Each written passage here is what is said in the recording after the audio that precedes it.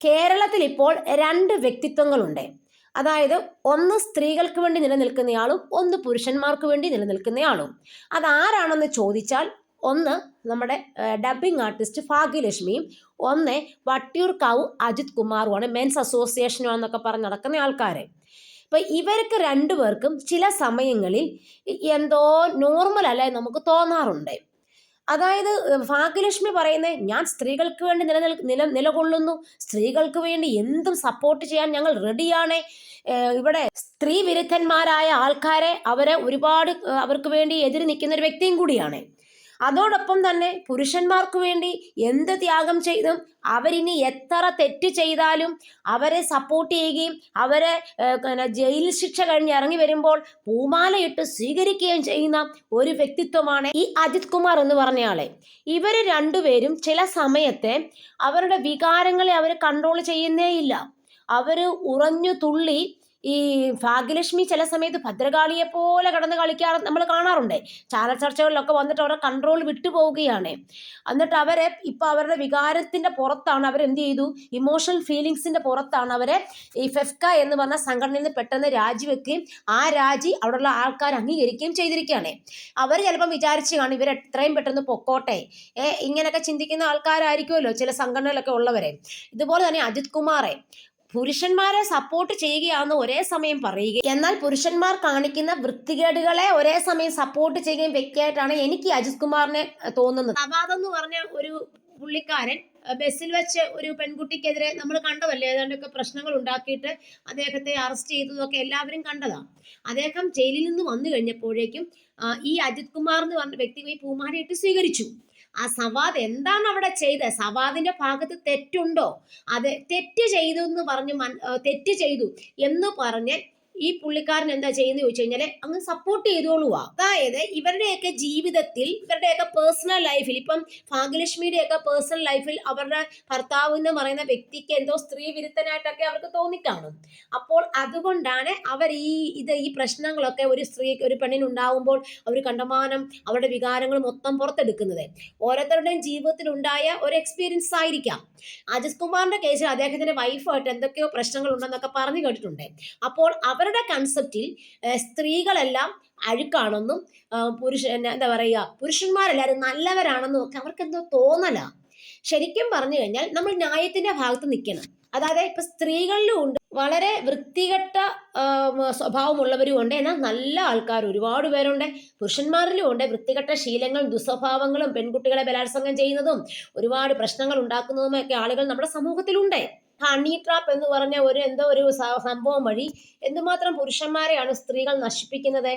അതൊക്കെ അതിനെതിരെയൊക്കെ ശക്തമായി പ്രവർത്തിക്കേണ്ടത് വളരെ വളരെ ആവശ്യമാണ്. അതൊക്കെ നമ്മുടെ സമൂഹത്തിന് വളരെ ദോഷം ചെയ്യുകയും ചെയ്യും. പക്ഷെ എന്നും പറഞ്ഞ് നമ്മുടെ മൊത്തം ഇമോഷണൽ ഫീലിങ്സ് വെച്ച് നമ്മൾ ഒരിക്കലും അങ്ങനെ ചെയ്യേണ്ട ആവശ്യമില്ല. ഇപ്പൊ അജിത് കുമാർ തന്നെ ചിന്തിക്കേണ്ടത് ഇവിടെ പുരുഷന്മാരെ എല്ലാവരും തെറ്റ് ചെയ്യുന്നില്ല, ഒരുപാട് പേർ വേട്ടയാടപ്പെടുന്നുണ്ട്, അത് സത്യം തന്നെയാണ്. ഒരു പുരുഷനും ഒരു സ്ത്രീയും പോയി ഒരുമിച്ച് അവരുടെ ജീവിതമെല്ലാം അവർ ആസ്വദിച്ച ശേഷം അല്ലെങ്കിൽ ഒരുമിച്ച് അവരുടെ സെക്സ് ഇന്റർകോഴ്സിലേക്ക് അവർ പങ്കെടുത്ത ശേഷം പിന്നീട് വന്നിട്ട് ഒരുപാട് സ്ത്രീകൾ എന്നെ അവൻ ബലാത്സംഗം ചെയ്തു, എന്നെ പീഡിപ്പിച്ചു എന്ന് പറഞ്ഞ് ഒരുപാട് പ്രശ്നങ്ങൾ ഉണ്ടാക്കാറുണ്ട്.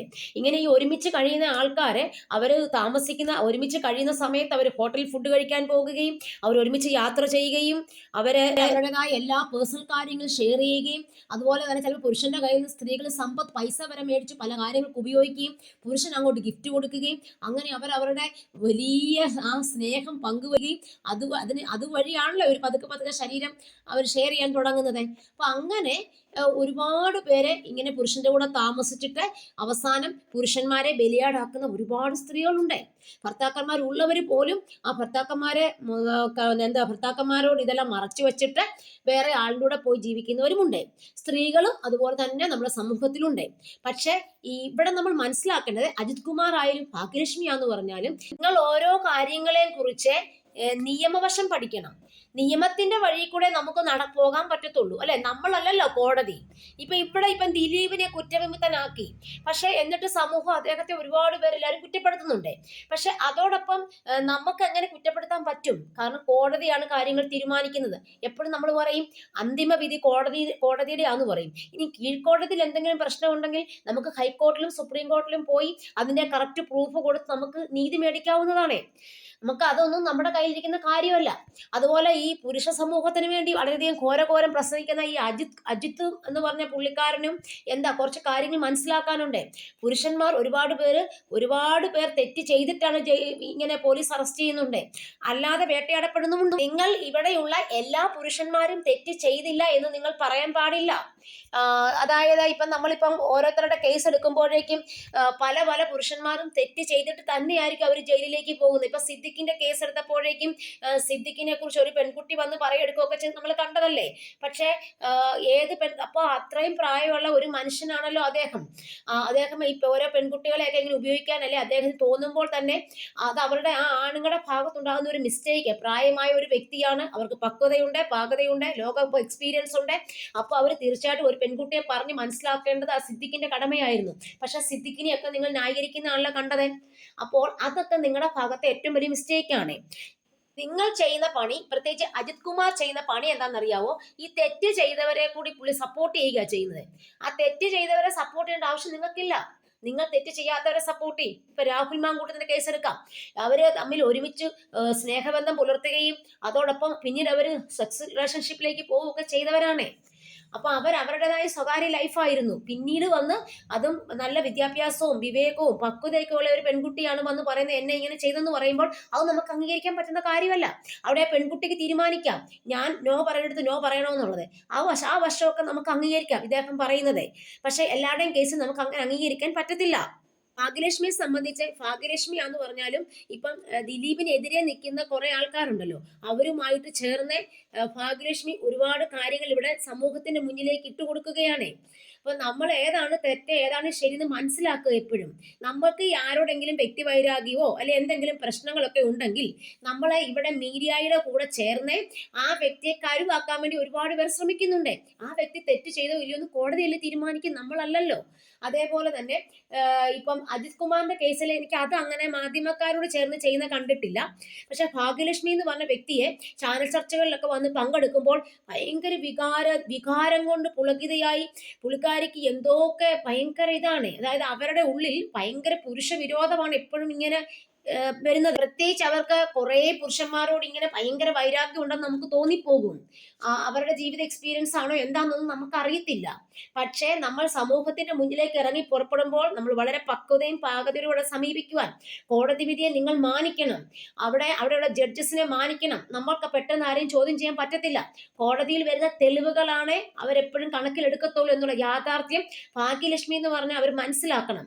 അതുപോലെ തന്നെ അജിത് കുമാർ എന്ന് പറഞ്ഞാലും ഈ കാണുന്ന എല്ലാ പുരുഷന്മാരെയും നിങ്ങൾ സപ്പോർട്ട് ചെയ്യേണ്ട ആവശ്യമില്ല. തെറ്റ് ചെയ്തവരെ നിങ്ങൾ അത് തന്നെ എടുത്ത് കാണിക്കണം. എന്നാൽ മാത്രമല്ലേ നമ്മൾ ഇവർ തെറ്റുകാരാന്ന് നമുക്ക് പറയാൻ പറ്റത്തുള്ളൂ. കോൺഗ്രസിലെ MLA ആയിട്ടുള്ള എം വിൻസെന്റ് ഒക്കെ തെറ്റ് ചെയ്യാതെ അവരെന്തോ ബലാത്സംഗ കേസുകളിലൊക്കെ അവരെയൊക്കെ പിടിച്ചതല്ലേ. പക്ഷെ അതും നമ്മൾ അതിന്റെ കറക്റ്റ് അനാലിസിസ് നടത്തി അത് അവർ തെറ്റ് ചെയ്തിട്ടുണ്ടെങ്കിൽ തീർച്ചയായിട്ടും അവരെ സപ്പോർട്ട് ചെയ്യാൻ പാടില്ല. അത് മെൻസ് അസോസിയേഷൻകാർ ആണുങ്ങളുടെ സംഘടനയാണെന്നും പറഞ്ഞ് നിങ്ങൾ വേട്ടയാടപ്പെടുന്നവർക്ക് വേണ്ടി നിൽക്കുക. അത് വലിയൊരു സംഭവം തന്നെയാണ്. ഇപ്പൊ നിവിൻ പോളിയുടെ കേസെടുത്തു, ഒരു പെണ്ണ് വന്നിട്ട് വെറുതെ അനാവശ്യ കാര്യങ്ങൾ പറയുമ്പോൾ അവിടെ നിങ്ങൾ അവരെ നിവിൻ പോളിയെ സപ്പോർട്ട് ചെയ്യുന്നത് വലിയ കാര്യമാണ്. അത് നിങ്ങൾക്ക് അതിന് ഞങ്ങൾ അപ്രീഷിയേറ്റ് ചെയ്യുകയും ചെയ്യും. പക്ഷേ നിങ്ങൾ കണ്ണുമടച്ച് പുരുഷന്മാരെ സപ്പോർട്ട് ചെയ്യേണ്ട ആവശ്യമില്ല. പുരുഷന്മാർ അവിടെ പ്രായമായ ആൾക്കാരെ ഒരുപാട് കൊച്ചുപിള്ളേരെ ഉപദ്രവിക്കുന്നവരുണ്ട്. അതുപോലെ തന്നെ ബസ്സിലൊക്കെ യാത്ര ചെയ്യുമ്പോൾ മറ്റുള്ളവരെ ദേഹത്ത് തൊടുകയും അവരുടെ തുണി വെക്കുകയൊക്കെ ചെയ്യുന്ന ആണുങ്ങൾ നമ്മുടെ സമൂഹത്തിലുണ്ട്. ഇന്നിപ്പം ഒരുപാട് മീഡിയ ഒക്കെ ഉള്ളത് കൊണ്ട് കുറെ ആൾക്കാർ അവരുടെ ആ ദുശീലങ്ങൾ കുറയ്ക്കുന്നതായിട്ട് നമുക്ക് കാണാറുണ്ട്. കാരണം അന്നേരം തന്നെ പിടിക്കുമല്ലോ. അപ്പൊ അതുകൊണ്ട് ഇപ്പം അജിത്താന്ന് പറഞ്ഞാലും ഭാഗ്യലക്ഷ്മിയാന്ന് പറഞ്ഞാലും ദയവ് ചെയ്ത് നിങ്ങൾ കണ്ണുമടച്ച് അന്ധമായിട്ട് നിങ്ങൾ കാര്യങ്ങളെ സമീപിക്കരുത്. അത് നിങ്ങൾക്ക് തന്നെ നാളെ ദോഷം ചെയ്യും, നമ്മുടെ സമൂഹത്തിന് ദോഷം ചെയ്യും. അതുകൊണ്ട് തെറ്റ് ചെയ്ത പുരുഷന്മാരെ നമ്മൾ ഒരിക്കലും സപ്പോർട്ട് ചെയ്യണ്ട. ഇവിടെ തെറ്റ് ചെയ്യാതെ വേട്ടയാടപ്പെടുന്ന ആൾക്കാരുണ്ട്. ഇപ്പൊ രാഷ്ട്രീയപരമായിട്ട് ഒരുപാട് വേട്ടയാടപ്പെടുന്ന വ്യക്തി തന്നെയാണ് രാഹുൽ മാങ്കൂട്ടം. അദ്ദേഹത്തിന് രണ്ടാമത്തെ കേസ് വന്നതുപോലും അതും രാഷ്ട്രീയപരമായിട്ട് അദ്ദേഹം തകർക്കാൻ വേണ്ടിയാണ്. ഒന്നാമത്തത് അദ്ദേഹത്തിന്റെ പേഴ്സണൽ ലൈഫ് അല്ലേ. അല്ലെങ്കിൽ തന്നെ അദ്ദേഹം ഒരു പെണ്ണുപിടിയനാണെന്നും നമുക്ക് പറയാൻ പറ്റത്തില്ല. അദ്ദേഹം വളരെ മാന്യമായിട്ട് ആൾക്കാരോട് മിണ്ടി ഇടപെടുകയും ചെയ്യുന്നു. അദ്ദേഹം പെണ്ണുങ്ങളെ സമീപിക്കുകയും അല്ലെങ്കിൽ പെണ്ണുങ്ങൾ ഇങ്ങോട്ട് അദ്ദേഹത്തിന് മെസ്സേജ് അയക്കുകയും അതുവഴി അദ്ദേഹം പിന്നീട് അവരോട് സുഹൃത്തുക്കളായി പിന്നീട് കലവിവാഹം കഴിക്കാം എന്നൊക്കെ പറഞ്ഞ് അദ്ദേഹം തീരുമാനിക്കുമായിരിക്കും. പക്ഷെ ഒരു സുപ്രഭാതത്തിൽ ചിലപ്പോൾ അത് നടക്കാതെ പോകാം. ഇപ്പൊ പെണ്ണുങ്ങൾ അവർക്കെതിരെ അനാവശ്യങ്ങൾ പറയാം. അദ്ദേഹം എന്ന് പറഞ്ഞു കഴിഞ്ഞാൽ ചെറുപ്പക്കാരനാണ്, വിവാഹം കഴിക്കാത്ത വ്യക്തിയാണ്.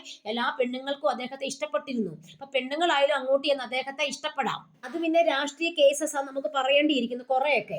അതുകൊണ്ട് ഈ അജിത്തും ഭാഗ്യലക്ഷ്മിയും നിങ്ങൾ ഓരോ കാര്യങ്ങളെയും വളരെ സംഭവം അറിഞ്ഞ ശേഷം എന്താണ് അതിന്റെ നിജസ്ഥിതി എന്ന് അറിഞ്ഞിട്ട് മാത്രം നിങ്ങൾ സമീപിക്കുക. അല്ലാതെ നിങ്ങൾ നിങ്ങളുടെ വികാരങ്ങളുടെ പുറത്തൊരു തീരുമാനം എടുക്കാൻ പാടില്ല. എല്ലാവരും നല്ലതല്ല, എല്ലാവരും നല്ലതാണ് എന്ന് നമുക്ക് വിശ്വസിക്കാൻ പറ്റത്തില്ല.